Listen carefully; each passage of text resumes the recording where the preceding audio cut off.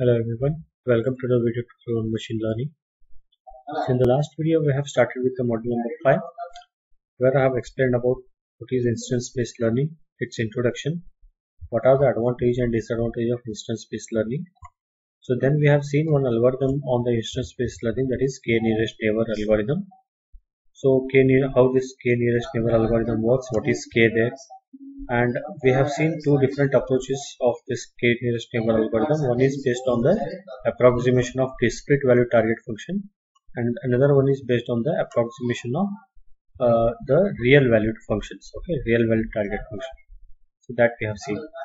We have also seen one change or a refinement of k-nearest neighbor algorithm, that is called as distance weighted nearest neighbor algorithm.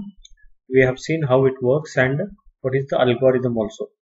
Okay, and in the last video I have explained you about some of the terminologies that we are going to use in the next videos. I have told that we will use this terminology while learning this locally weighted regression.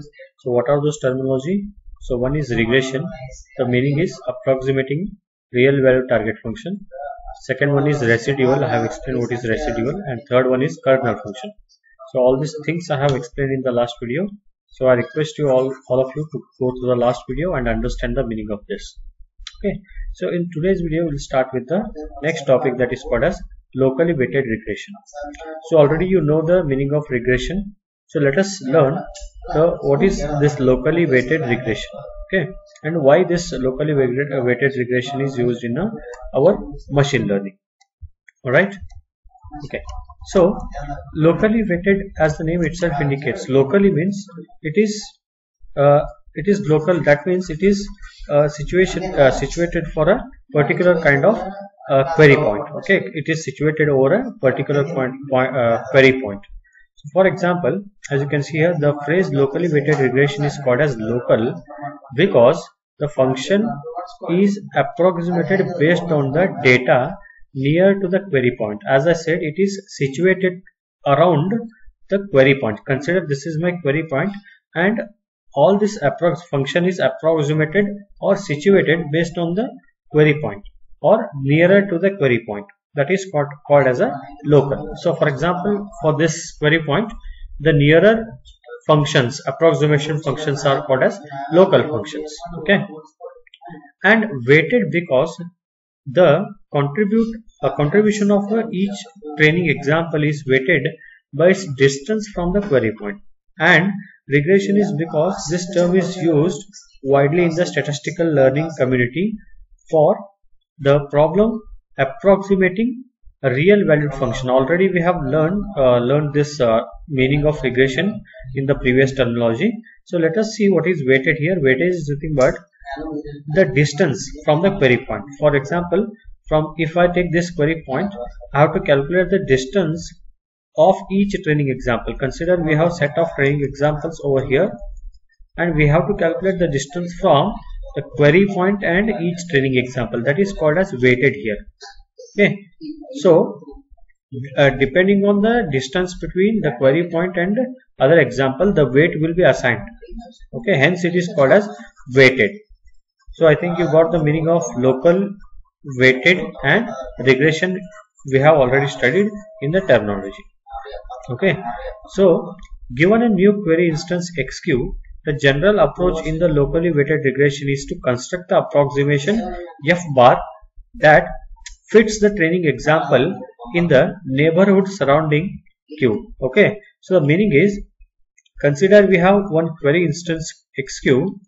So we have to construct a function approximation, that is f dash, or you can call it as f cat or f dash, that fits this function, fits the nearest neighborhood of this point, query point. Okay, so this function should fit all the nearest neighbor of this query point. So such functions we have to generate by using locally weighted regression. Okay, so this approximation is then used to calculate f dash of xq. Now we have calculated the approximation function which happens to be the nearer to the query point. Now then we need to calculate f cap of xq. Okay, the function which is related to our query point we need to calculate, and we need to estimate the target value. Okay, we need to estimate our output, or we need to estimate the target value. Okay, so this is the actually aim of our locally weighted regression. Okay, estimate the target value or approximate the target value of query point. Okay, query point. So let us see the next. What is this formula of f dash? Okay, so f cap of x is given by w naught plus w1 a1 of x plus w2 a2 of x, so on up to wn an of x. Okay, where ai of x denotes, okay, whether it may be a1, a2, a3 up to an. So in general we will call it as ai of x. It denotes the value of ith attribute of the instance x. Okay, it denotes the value of ith attribute value, okay, of the instance x. So consider, suppose the instance is, our instance is x. Okay, so we have n number of attribute in the instances. Okay, maybe a1, a2, a3. So all this attribute is nothing but it represents the values. Okay, so if I take a2 means it represents second value of the attribute which is there in the instance x. If I take a3 means it represents the third value of the attribute which is present in the instance x. Okay, so that's the meaning of ai of x. And w, you know, it is already, so w is nothing but the weight value which we have given. Okay, how we have given the weight?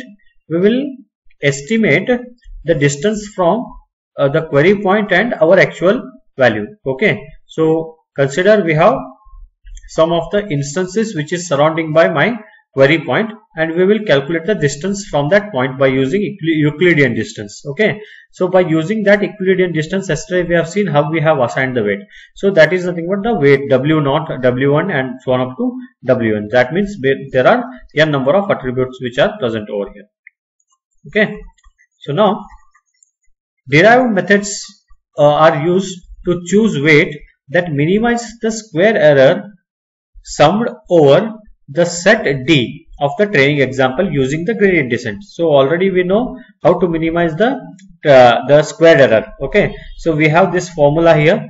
We have already seen this formula in the module number 3, how to minimize the square error by taking the gradient descent. Okay, so this is the formula for that. Okay, already we have learned more about this in the module number 3. Now, which leads to the gradient descent training rule. Okay, this also you know, gradient descent training rule. So what is this delta of wj? Delta of wj is nothing but change in the value of weight, because here weight we have calculated and assigned. So if anything, or if error is there, then we need to change the weight. How to change the weight? By using this formula, we need to change the weights of, or we need to change the values of weights of each of the attribute. Okay, so what is which formula we need to apply here? We need to apply the formula of gradient descent rule. Okay, so the formula is delta of wj equal to, that is change in weight is equal to, this is eta, which is nothing but the learning rate. Okay, already we know what is the learning rate. It's a constant value. Most of the time we will take it as 0.1. Okay, f of x is our target value, target function. F dash of x is nothing but the value which we are calculating now to approximate the linear function. Okay, into aj of x. What is aj of x? It's the value of the attribute of j, value of the attribute of j in the instance x, in the instance x. Okay, so by calculating this thing, we will calculate what is the change in value of weight. Now wherever the change in value of weight, that will be updated to this weight value, and again we will calculate the function. Okay, like this. So till what we will calculate this change in weight? Till the error is reduced to 0, till we reach the target. Here this is a target and our function. Okay, so if my target is 100 and I also reach to 100, so what is 100 minus 100 square? It is 0. Okay, then whenever this difference between the target function and our calculated function is 0 here, so here also it becomes 0. Okay, 0 into anything is 0. So that means there is no change in the weight. Okay, no change in the weight. So till that, if error is there, we need to repeat this. Okay, change in weight and calculate the error, change in weight and calculate the error till error reaches to 0. Okay, so this what actually happens in the locally weighted regression. Okay, and in the locally weighted regression, what we will use? We will use the sum of square error in the we have used in the gradient descent algorithm. Okay, so now I need to modify this procedure to derive the local approximation rather than the global one. So this approximation is for global value, right? But here, since we are using locally weighted regression, so we need to change this equation, or we need to modify this equation, which happens to be similar to our locally weighted. Now this is global one. This formula is applied to everything. Okay, that is global one. But we need to modify it so that it should be approximate for, or it should help to approximate our local function. Okay, so how to do this? Look at this. The simple way to redefine the error criteria, that is E, this one, error criteria. So that is E, to emphasize fitting the local training example. Okay, three possible criteria are given below. So there are three possible criteria to change this. Okay, first one, minimize the square error. Okay, already we know. Okay, how to do this minimization? Just a second. Okay, so how to do this minimization? So we already know it is error E1 of x cube is equal to 1 by 2 summation of f of x minus f dash of x whole square. Okay, so this equation we already know this. Okay, so this is the first equation. Take it as a first equation. Okay, second one is, just a second, I'll remove this so that it will be clearly visible for the next equation. Okay, alright. So now you can see here second equation, that is the second criteria. So minimize the square error over the entire data set D. So here we have taken only the particular related to query point. So error approximation related to our query point. So here we are taking entire data set for error approximation, or sum of squared error for entire data set D. Okay. So while weighting the error of each training example by some decreasing function k of its distance from x cube. Okay. So here E2 of x cube equal to 1 by 2 summation of, as you can see here we have taken x belongs to k nearest neighbor of x cube, but here we have taken entire data set. Okay, that's what the difference between the first equation and second equation. In the first equation we have taken where our instance belongs to nearest neighbor of x cube, but here it is not just a nearest neighbor, we have to take entire data set. So x belongs to D, this remains same. Okay, f of x minus f dash of x whole square into this k is nothing but it's a decreasing function, because always we will try to reduce the error, right? So hence we will use the decreasing function which is called as k. So we need to calculate by how much amount or by how much value the error is decreasing. For that purpose we are using this function which is called as k d of x cube comma x. Okay, so d of x cube comma x, that means it will calculate the distance from the query point and our instance point. So if the distance is decreasing, means that is very nearer to our query point, right? So that's what we will calculate. Once this becomes, or x cube becomes equal to x, what is this value? If this becomes 0 and everything becomes 0, so error becomes 0. When that means what we will think here is, however, if the distance is very large, then that means error value is also very large. Okay, if the distance from the query point and other point is very large, then error value is also very large. If distance is very minute, or if it is at the same point only, so query point is this one and our calculated point is also same one, so then there is a distance value is 0. So whenever the distance value is 0, 0 into anything is 0 and error becomes 0. So this is actually calculation will happen like this. Okay, so by combining 1 and 2 we can formulate the third equation, that is E3 of x cube equal to 1 by 3. Look at this, x belongs to k nearest neighbor of x cube. Here we are not considering entire data set while combining. F of x minus f dash of x whole square into k d of x cube comma x. Okay, by combining these two equations So please do not consider whole data set while combining. While combining, we are just calculating the nearest neighbors. Okay. So nearest neighbor of x, x cube, and then this one. Okay. So this is your combined equation. By combining equation 1 and equation 2, we will get this third equation. Okay. Right.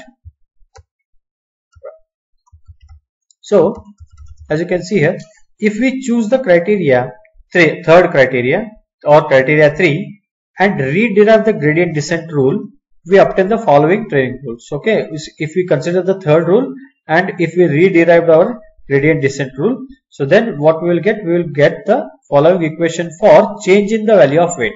Okay, so change in the value of weight equal to eta, which is the learning constant or learning rate, into summation of x belongs to k nearest neighbors of x cube